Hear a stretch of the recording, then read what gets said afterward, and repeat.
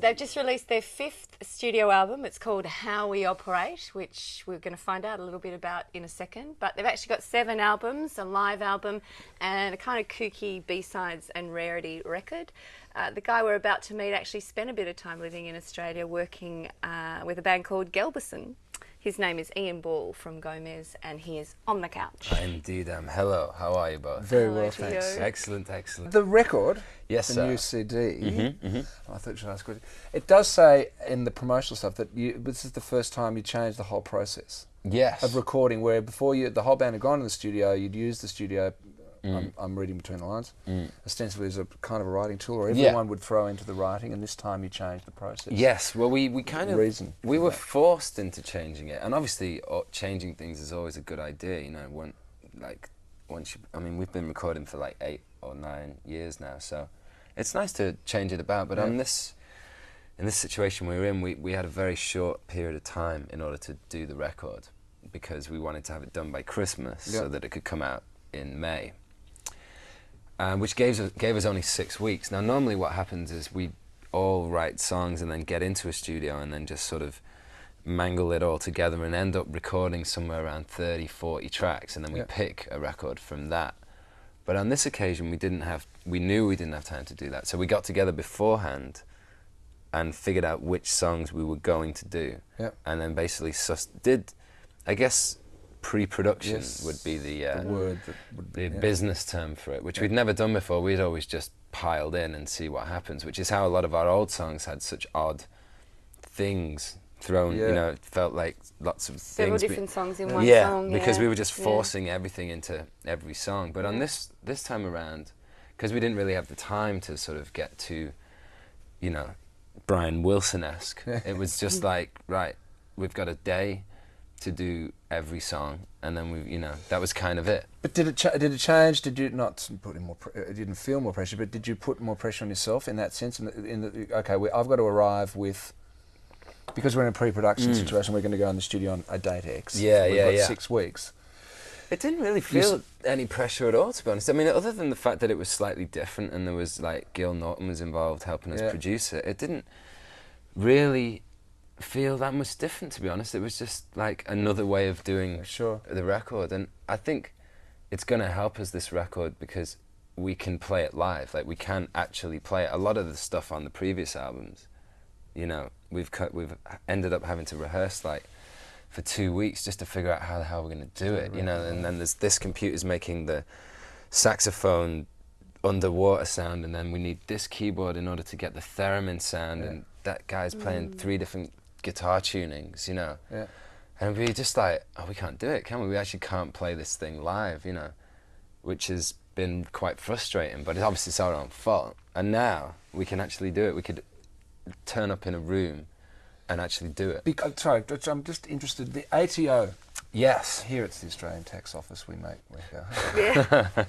But ATO Records is your record company. Is that your record company? That's a It's actually owned by Dave Matthews of the Dave Matthews Band. He set it up when he heard the that great David Gray record, that White Ladder album. What a beautiful record! Amazing record, right? And nobody. Dave Matthews had picked it up in Ireland, because it came out in Ireland like 12,000 years ago, and nobody in America wanted to release it. So Dave Matthews just went, I'm going to set a label and release this record, and it's going to sell millions.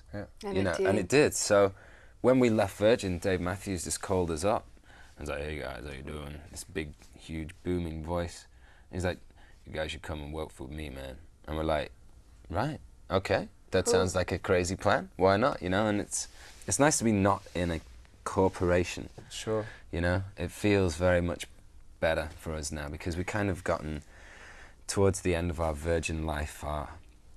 Our optimism and enthusiasm was slowly being sapped out of us by constant firings and personnel changes, you know. Key men going. Yeah, well, everyone going. You know, by the end of it, everybody had gone, and it was like, I could walk into Virgin and go, who are you? And they would be like, is this homeless guy? Yeah. What's he doing here? Does he work for us? Or should we be nice to him, or is he just... And also difficult, I imagine, if the person that you are the priority with and who understands and is nurturing and and they for whatever reason they leave or they're sacked or they're gone. And you sort of go, where's the understanding in the company of us? Yeah, so it was kind of weird, and but it's one of those things, like at the start of our career we got really lucky, and then we got really unlucky. It's just happens again. That's it. Just on that, I mean, that's just kind of quickly doing the maths on, if you said you were 30 now, you were incredibly young then when Bring It On came out, the first album. I mean, you're just sort of 21 or something. Yeah, some of that was recorded when I was like 19. Yeah. Yeah, and Tom's like 17 when we started, so we were pretty young, at the time. And young, and then incredibly fated, the Mercury Prize, a record that people just go, my God, this is the future of music. It was very strange, like looking back on all that, it seems like if I listen to that first album now, I mean, I can't listen to that first album now because it just sounds like, when you look at teenage pictures of yourself and you're like, what was I thinking? Exactly, like lyrically, and then like you listen to the sound of your voice, oh my God, it's like, why the hell didn't anyone tell us to, because that's just our demos, the first album is just the demos. There's and you feel old at 30 when you're 45. Yeah. You're going, so your first album. Yeah. Please. No. No. Oh, it's groundbreaking, but I love it. Yeah, I mean, it was groundbreaking because it sounded shit. That was the hilarious thing about it. Come on. It was just a bunch of dusty demos, But I guess, the timing was really, really fortunate that people were wanted to hear just this strange sort of gloopy thing, and it was odd, all of a sudden having a record deal and then going, you know what, we should go and buy some amplifiers now, because we didn't have any gear. It was just sort of recorded with whatever we could find with, so, and then, again, the learning process of how to play live was, I mean, it was truly torturous. Our first shows were, I mean, I do apologise if anybody saw us in that first year, because we were we were not good. It is great to have you in our little studio. There's been a long kind of affinity with you and Australia too, because you lived here for a little while working with Gelberson, didn't you? Yes, I was living here during the Olympics, the 2000 Olympics, which was a lot of fun. I learned a lot about swimming during that time, and I learned how furiously competitive the Australians are and how much they hate Americans. Yeah. I know. You're so cute. Yeah.